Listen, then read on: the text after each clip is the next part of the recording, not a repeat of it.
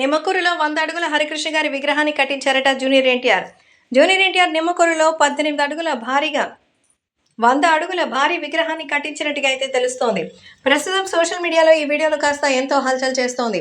Junior NTR తన తండ్రి హరికృష్ణని ఎంతగా ప్రేమిస్తారో తెలిసిందే.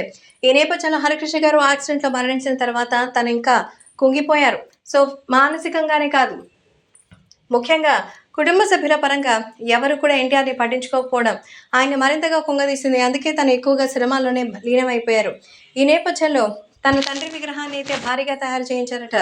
1, 2 కాదు, 100 అడుగులతో హరికృష్ణ విగ్రహాన్ని జూనియర్ ఎన్టీఆర్ తన తాతగారి ఊరు నిమ్మకూరులో అయితే కట్టించినట్టుగా తెలుస్తోంది. దీనికి ఏర్పాట్లన్నీ కూడా ఎంతో దివ్యంగా పూర్తి చేశారట జూనియర్ ఎన్టీఆర్.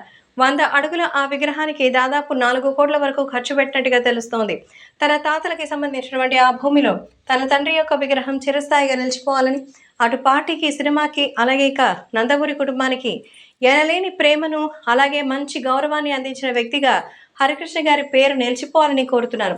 ఒక కొడుకుగా తండ్రికి అందివ్వాల్సినటువంటి ఇంత గౌరవం గురించి మరి ఎన్టీఆర్ తపన పడుతూ జూనియర్ ఎన్టీఆర్ ఇప్పుడు హరికృష్ణ గారికి కట్టించిన విగ్రహాన్ని చూసి నందమూరి అభిమానులు జయహో అంటూ మెచ్చుకుంటున్నారు.